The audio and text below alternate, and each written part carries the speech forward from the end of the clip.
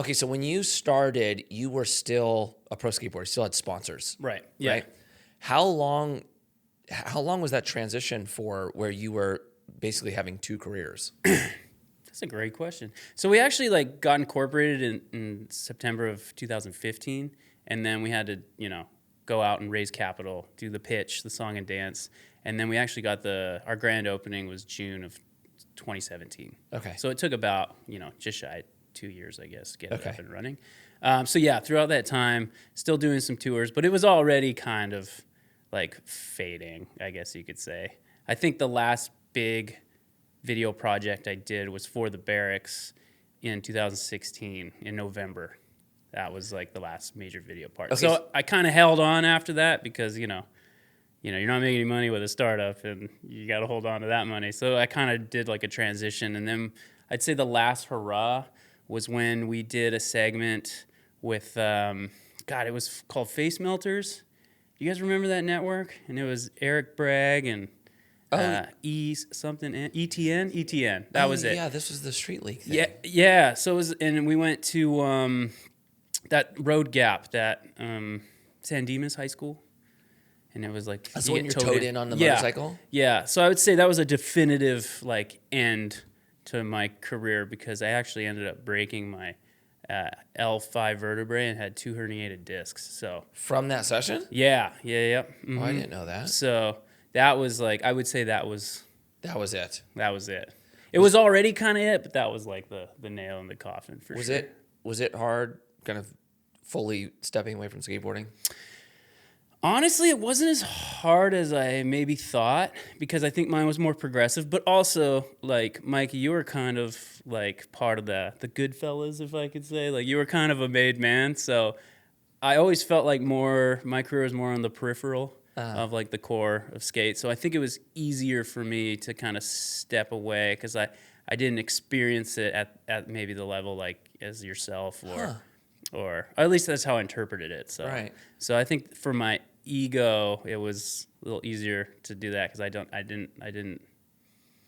I was just happy to take part for as long as I could. Right. Know? Yeah. But you were in it for a long time.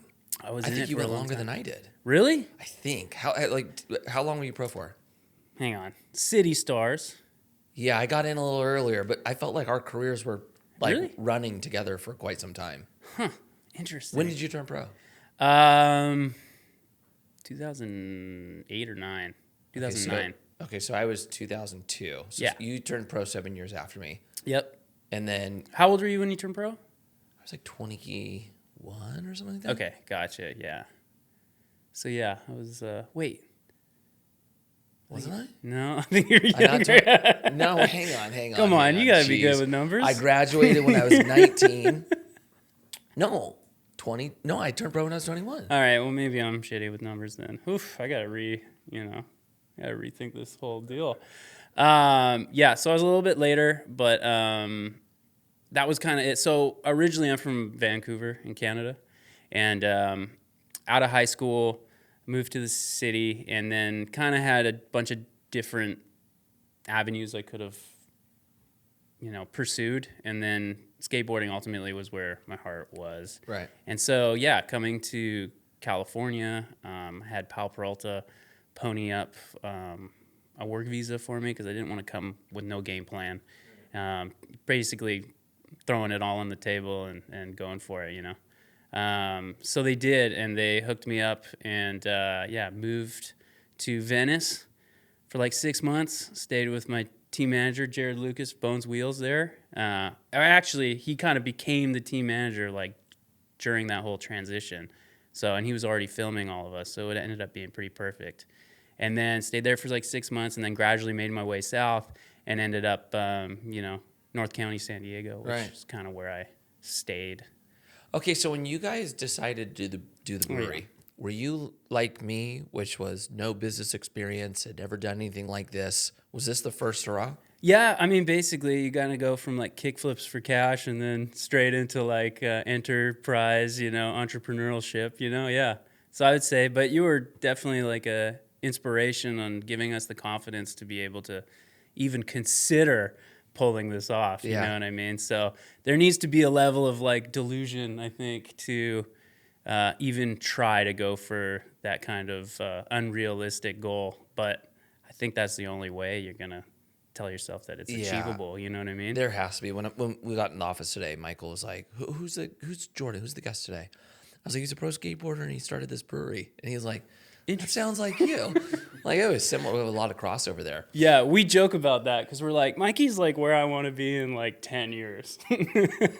But, you know. I appreciate that. Okay, for the brewery, did you guys do a business plan when you raised capital? We did, yeah. So I had the opportunity. I was blessed enough to have, honestly, one of the best business partners you could ever ask for. His name's Jared Doss, and he was a manager at Sony Entertainment. They were working on the Sony PlayStation Vue, which is like their version of streaming that worked off the PlayStation. So super analytical mind, very smart, very structured, like basically all the things that I wasn't. So you kind of had the yin and yang, and we're still partners today. And he helped me put the business plan together, and then basically I had the network, and I started pitching out to all the guys that I had known and made relationships with for the last 20 years, so to speak. So pitched them on this idea. And honestly, we used St. Archer. This is before you guys sold, by the way. But we were really excited, like I said, because it was like, oh, you know, we're skateboarders too. And I was homebrewing in my garage. And he was coming over for bottle shares, and we were talking about, you know, what's next, because obviously pro skateboarding, we kind of already saw the end of the road on the horizon. My wife was pregnant with our second kid. So, you know, those paychecks, you got to start needing those paychecks, bud. Yeah. So all those pieces kind of aligned. Right. And we're like, fuck it. What else do we like to do besides skate? It's like, well, I like to drink beer. Not saying, you know, dummy hindsight, like, wow, that's what people think, right? It's like, you own a brewery. Yeah, for sure. You guys just fucking drink and that's right. and That's you're like, right. no, dude. I mean, the fact that you were brewing beer already, though, that was a step actually ahead of us. Oh, really? Yeah, we didn't know how to do any of that. How much money did you guys raise?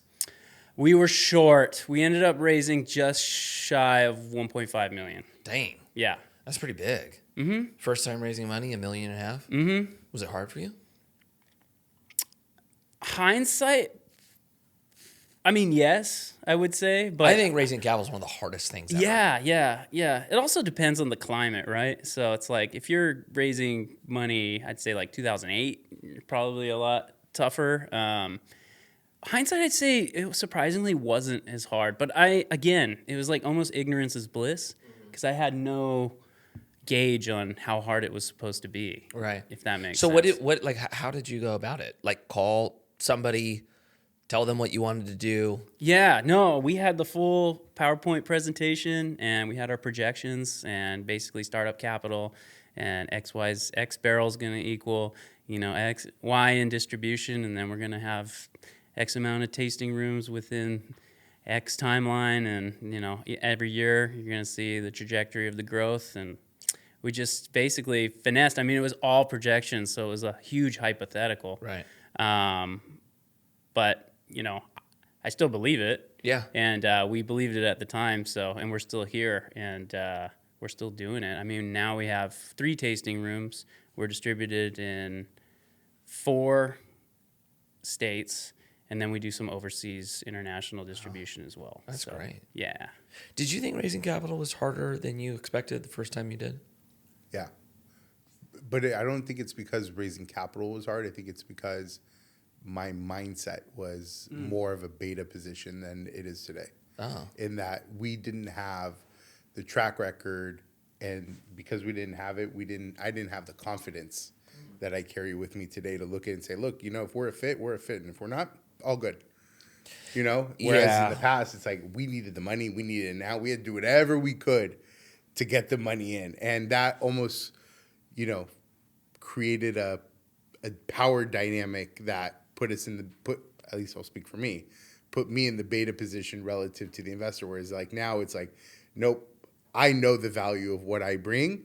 And not to sound cocky, but you will be fortunate to participate with the things that it is that I'm doing. Yeah. It's just a different mindset. It's a different psychology. Yeah, and it is hard to have that mindset when you have to have the capital. Right. Well, and it's just like capital, your first one too. Yeah, that's right. Yeah. Do you think it's harder? Because we talk about this a lot. When we did St. Archer, we were able to pitch this pie in the sky dream. Right. In real estate, we can't. Like, you're confined to rent growth, cap rates, and interest rates. So, you can only somewhat work within a certain margin of what you potentially can make. Do you think for you, would you prefer raising off an idea where you can promote a potential huge return? Or would you prefer something like real estate where your return is more inside of a box, but you could argue there's less risk, or it's a different risk profile? Probably the idea more than the real idea. estate. Yeah, I think so. Because we talked about this, right? With real estate, there's so much data that you can provide that you almost create a scenario where the investors are looking at it and they're getting too immersed in the analysis of the data itself. And so what we actually try to do is we try to stay away from the data so much, like focus on the story of what it is that we're doing, Right. so that you can rally around the idea, right? Not the numbers, but the concept and the idea itself. So I think if all we did was really just the idea, especially when it comes to venture capital, right? Yeah. Like, because venture capital, the growth is so high. The risk is there too, but you're talking about you can hit 10, 20x, if not higher on the equity multiple, whereas in real estate, it's capped at maybe two and a half. Yeah. So It's easier to fall in love with the allure of what Sometimes. could be and that emotional connection. It's like when you do a lottery ticket. It's like your chances are nothing, but the possibility of winning $1 billion, it's like, oh yeah, take my money all day. Yeah, so people are potentially more driven by greed than they are risk or fear of something wrong going. I mean, also like the concept of selling an idea, people really can like rally around that. I think a little bit easier than they can a piece of real estate. I mean, piece of real estate, like we offer investments, we build self-storage. What is sexy about self-storage? Right. The money's amazing, Right. but the concept is boring or lackluster at best. Right. Yeah. Talk about a brewery and tasting rooms and drinking. It's like, that's Yeah, fun. when we did the brewery, not all, we had a lot of investors that said no. Probably more said no than yes. Yeah. But there were people that were like, I think, really psyched on the idea that there was going to be a tasting room that they could go to and drink beers. It definitely was like a cooler idea. How did you guys structure your pitch then? Like when you went out, was it primarily like, network from skateboarding as well? Or was it more strategic? Like we're going to get accredited investors that are strictly looking at the numbers, or was it just like Well, so there's probably a lot of crossover between me and you and how we did it. Like we had two goals, $1.5 million or 2.5, right? And that allowed us to get two different systems. Or the 2.5 was like we're going to try to build out what we're really going after. 1.5 was going to be a little bit slower of a build. And so we started with all the bros. Like I called all of my friends that were your friends in skateboarding, and then I had a partner who had relationships in like the surf and snow industry. So that opened up like surfers and snowboarders to come in, and we got to about the 1.5 mark with like our group. So right in line with you. right? And then we had one investor that was a big player that got on board, and he basically covered the gap for us. And then we raised the full 2.5, and then we went for